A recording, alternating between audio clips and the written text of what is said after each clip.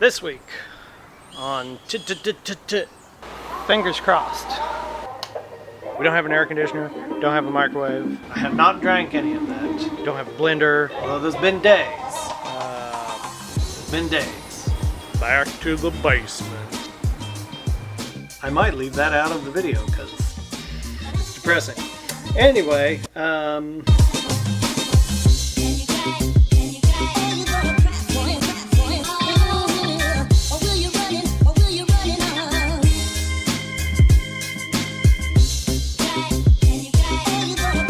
welcome back. Thanks for tuning in again. This week, more windows. We've got our tail lights to do, 2 of those. We've got 2 marker lights to put in on the driver's side. I ordered a couple things today, 7-way connector and the 15 amp power cord connector. That's right, we're doing 15 amps on this, not 30 amps. Why? Because it's a tiny camper. What do you need 30 amps in there for? We don't have an air conditioner, don't have a microwave. Don't have a blender.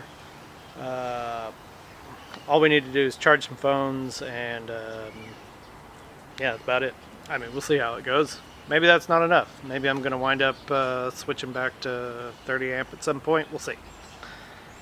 So, yeah, anyway, back to the basement.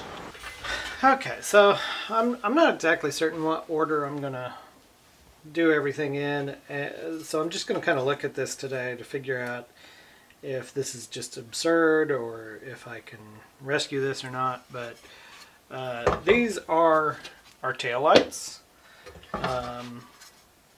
These are the insides of the taillights, which rust is not great for electrical conductivity. So, I mean, there's some cleaning that needs to be done to these. They got spray painted when the rest of the camper got spray painted by the previous owner, but not too bad. So it might clean off okay.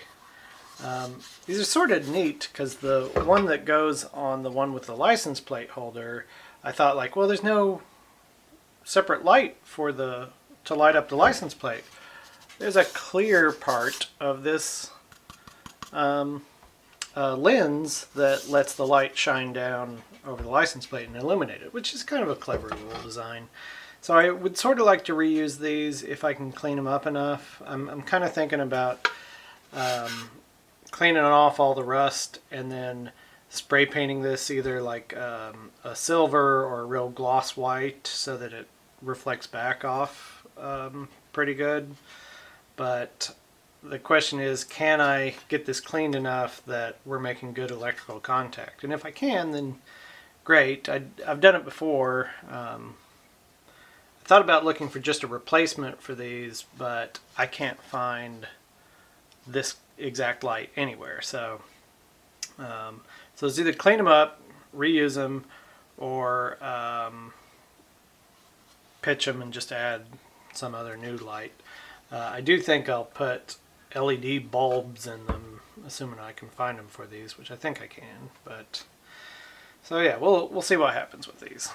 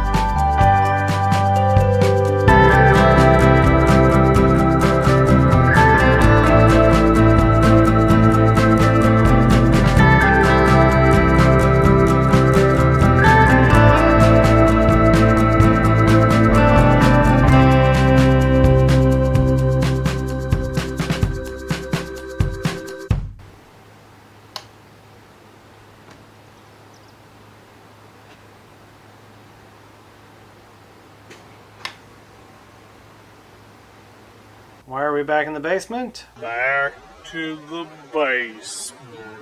Well, get excited, folks. That's right, it's another window.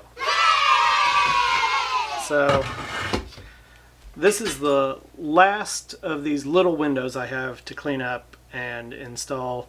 And like I said, there's going to be a... I said there would be a video called The Definitive Guide to Working on Windows.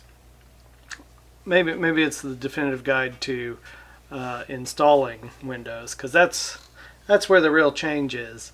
But as far as cleaning these up, you've seen me do this, well, it feels like 100 times, but for you it's been, I don't know, 2 or 3 times. So I've got to take it apart, clean it up, put the seals in, and then we will install it the correct way.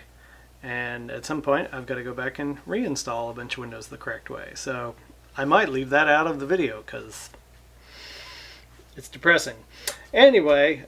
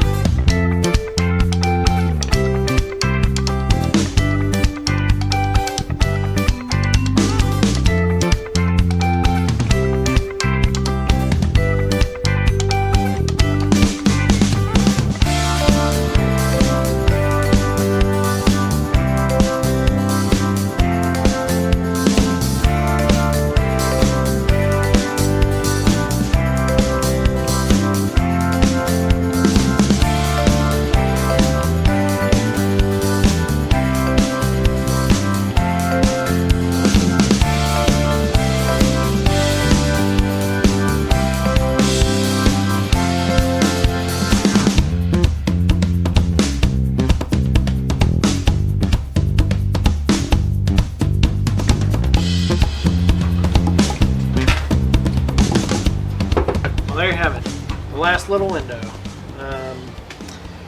Now the only one that's left is the great big front window and some of the repairs that I need to do on some of the other windows that I did and sort of messed up. Oh, I should have pulled that off sooner. By the way, this is the same bottle that I had when we started all this. There you go. There's Breakfast of Champions. Here's the cleaner. The cleaner. That we used on Yep. our wheel wells. We don't smoke or anything. We just use cleaner. It's down to here. I have not drank any of that. Although there's been days. There's been days. But no, all that's been just for cleaning. And it really does work great when you pour a little bit on your steel wool, give things a rub. Not bad. Also, I think dish soap works better than hand soap for this, so keep that in mind.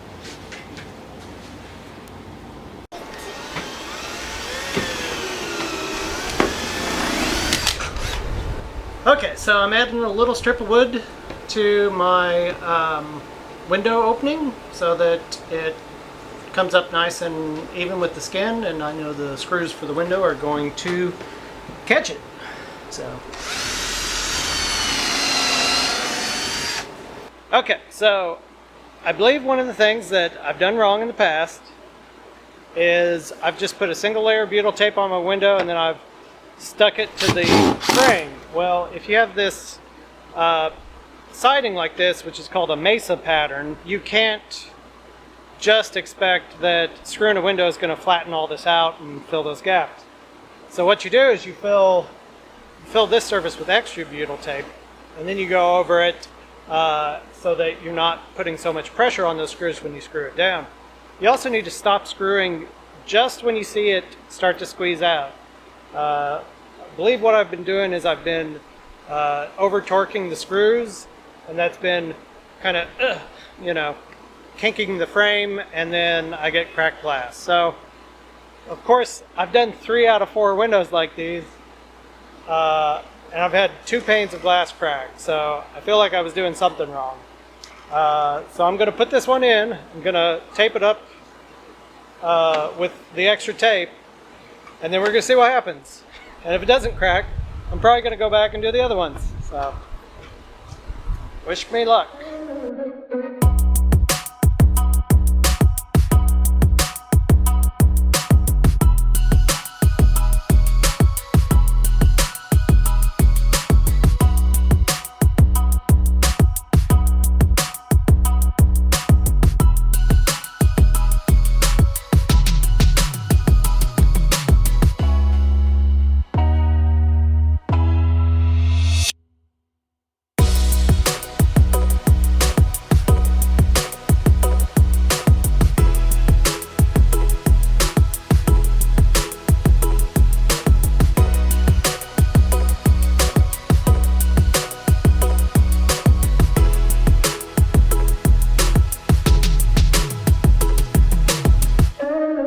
Okay, so that's it for the week. If you like these videos, make sure and like and subscribe. And next week, hopefully we'll be closing up another hole. We've got this back hatch, and then we've got the big front window to do. And we'll be one step closer to heading out on the road. So we'll catch you next weekend.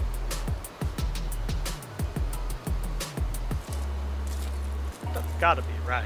That's enough, right?